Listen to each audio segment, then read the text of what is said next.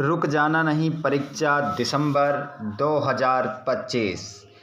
लौट चले योजना का पेपर 20 दिसंबर 2025 को आप देने वाले हैं। हिंदी विषय का पेपर की हम बात कर रहे वाले हैं। बहुत ही यहाँ पर ये वीडियो आप लोगों के लिए खास होने वाला है। रुक जाना नहीं लौट चले योजना का पेपर देने वाले विद्यार्थियों के लिए।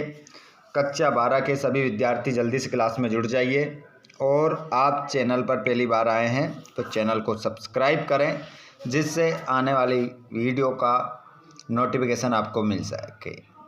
चलिए बच्चों, बिना देर के हम स्टार्ट करते हैं पहले क्वेश्चन से। उससे पहले अगर आप चैनल पर पहली बार आए हैं तो चैनल को ज़रूर सब्सक्राइब कीजिएगा, क्योंकि 20 तारीख के पेपर के लिए यहाँ पर रुक जाना नहीं का पेपर का सॉल्यूशन लेकर आ चुके हैं। आप लोगों को जो भी कमेंट करना है कमेंट बॉक्स में भी आप कर सकते हैं। चलिए पहले क्वेश्चन को हम देखते हैं। दबे पाँव रचना किस रूप में लिखी है? अतीत में दबे पाँव रचना जो है यात्रा वृत्तांत और रेखा चित्र के रूप में लिखी है। आगे चलते हैं हम।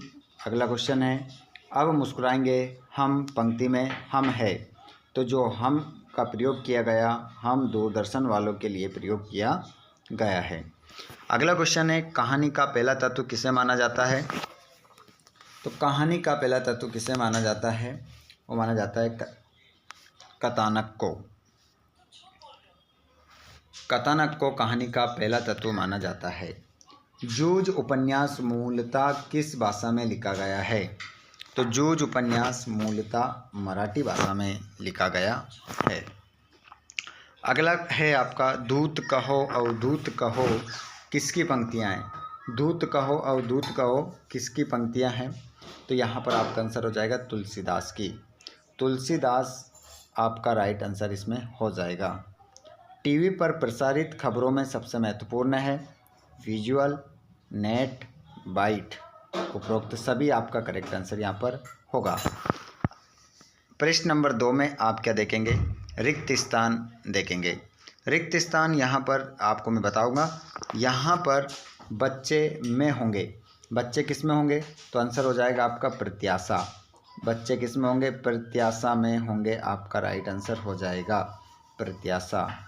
अगला प्रश्न है, जिन छंदों में मात्राओं की गणना की जाती है उसे हम क्या कहते हैं? देखिए, मात्राओं की गणना की कर रहे हैं तो उसे मात्रिक छंद कहेंगे, और वर्णों की गणना करते तो उसे वर्णिक छंद कहते। तो यहाँ पर आपका करेक्ट आंसर मात्रिक छंद होगा। प्रेम मार्ग शाखा के कवि हैं, तो प्रेम मार्ग शाखा के जो कवि हैं वो हो जाएंगे जायसी। महादेवी वर्मा की रचना है निहार। रचना के आधार पर वाक्य के भेद है, तो रचना के आधार पर वाक्य के जो भेद है वो हो जाएंगे 3। रचना के आधार पर वाक्य के 3 भेद होते हैं। ठीक है, ध्यान रखिएगा। और क्षोभ का तद्भव शब्द है क्षेम, और जब उषा का जादू टूटता है तब होता है सूर्योदय। अगला देखते हैं हम जोड़ी के रूप में। अगला क्वेश्चन रहेगा आपका, जोड़ी आपकी रहेगी यहाँ पर, बात की चूड़ी मर जाना, बात का प्रभावहीन होना, है ना। बात की चूड़ी मर जाना मतलब बात का प्रभावहीन होना। आरोह अवरोह, स्वर को भाव अनुसार कम या ज़्यादा करना। महाकाव्य सर्गोबद्ध रचना। ड्रेसिंग गाउन उपहार। संचारी भावों की संख्या 33। इस प्रकार आप अपना आंसर लगाएंगे। चलिए हम चलते हैं अगले क्वेश्चन की ओर।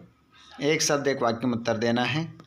तो यहाँ पर आप देख पाएंगे, किशोरों की टोली पानी दे मैया कहकर किस सेना के नाम की सूचना देती है?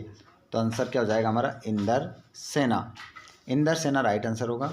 शब्द गुण कितने प्रकार के होते हैं? तो शब्द गुण 3 प्रकार के होते हैं। जितने भी स्टूडेंट्स पेपर देने वाले हैं बताइए, शब्द गुण 3 प्रकार के मैंने बताए हैं, तो बताइए कौन कौन से होते हैं, नाम आप लोग बताएंगे। शब्द गुण कौन कौन से होते हैं, नाम लिखिए, बताइए जल्दी से। अगला क्वेश्चन है, अपना उल्लू सीधा करना मुहावरे का क्या अर्थ है? तो अपना काम निकालना। इसका अर्थ क्या हो जाएगा? अपना काम निकालना। चौपाई छंद में कितनी मात्राएं होती है? चौपाई छंद में कितनी मात्राएं होती है? तो इसमें 16 मात्राएं होती है। परचेजिंग पावर का अर्थ क्या होता है? तो इसका अर्थ होता है क्रय शक्ति। पहलवान लुट्टन सिंह के कितने पुत्र थे? तो इसका आंसर हो जाएगा आपका 2, आपका करेक्ट आंसर रहेगा। क्वेश्चन नंबर आपका 5वां, ऑब्जेक्टिव टाइप क्वेश्चन में आपका 5वां प्रश्न रहेगा। देखिए, बहुत ही शानदार तैयारी करने के लिए वीडियो को लास्ट तक देखें और पूरा देखें, जिससे आप लोगों की तैयारी बहुत अच्छी हो जाएगी। प्रिया बहुत बातूनी है में बातूनी शब्द क्रिया विशेषण है। क्रिया बहुत बातूनी है में बातूनी शब्द क्रिया विशेषण है। बिल्कुल, तो इसका आंसर आपका सत्य होगा। भक्तिन के आ जाने से महादेव वर्मा अधिक देहाती हो जाती है। सत्य। कहानी का नाटक रूपांतरण असंभव है। असत्य। दत्ताजी राव गांव के जमींदार थे। सत्य। गद्य साहित्य की विधाओं को 4 वर्गों में बांटा गया है। तो इसका आंसर भी आपका सत्य हो जाएगा। और ज्ञान मार्ग शाखा के कवि जायसी हैं। इसका आंसर भी आपका सत्य होगा। उसके बाद में आप यहाँ पर छठा प्रश्न देखेंगे। क्या कह रहा है आपसे? जहाँ पर दाना रहते हैं वहीं नादान भी होते हैं, कवि ने ऐसा क्यों कहा है? भक्तिन के चरित्र की 2 विशेषताएं लिखिए। विशेषण किसे कहते हैं? कोई 2 विशेषण लिखिए। प्रगतिवाद की 2 विशेषताएं लिखिए। करुण रस की परिभाषा उदाहरण सहित लिखिए। छायावाद के प्रमुख 4 आधार स्तंभों के नाम लिखिए। जयशंकर प्रसाद, सूर्यकांत त्रिपाठी निराला, सुमित्र नंदन पंत, महादेवी वर्मा। उनके नाम लिखने के लिए यहाँ पर क्या आ रहा था?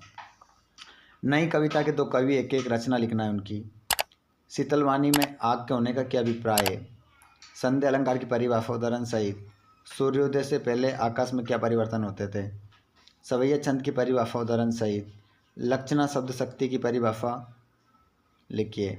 अखबार, रेडियो, टीवी और इंटरनेट में मुख्य अंतर क्या है?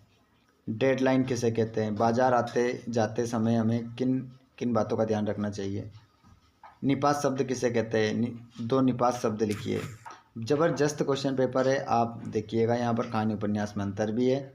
पूरा क्वेश्चन पेपर है। यहाँ पर आपका जीवन परिचय कुंवर नारायण का, रघुवीर साही का, धर्मवीर भारती का और फणीश्वर नाथ रेणु का। अच्छे से लिखिएगा इनके बारे में और अच्छे से तैयारी कर लीजिएगा। वेरी इंपॉर्टेंट है आप लोगों के लिए वीडियोस। तो आप अपनी तैयारी को और भी काफ़ी बनाने के लिए ध्वनि विस्तारक यंत्र पर रोक लगाने हेतु जिलाधीश को एक पत्र लिखिए। ये भी याद कर लीजिए अच्छे से। निबंध रूपरेखा सहित लिखना है आपको, अगर अच्छे मार्क्स लेना है तो निबंध ये सभी इम्पोर्टेंट है, इनमें से आप कर लीजिए, अच्छे से आपके मार्क्स फुल होंगे। ठीक है, तो ये हमारा वीडियो हो चुका है पूरा। वीडियो अच्छा लगा है तो लाइक कर दीजिएगा। साथ में आप इस वीडियो को कहाँ से देख रहे हैं, आपके गाँव का नाम क्या है, ज़िले का नाम क्या है, तो आप कमेंट बॉक्स में ज़रूर बताइएगा। धन्यवाद। Thanks for watching.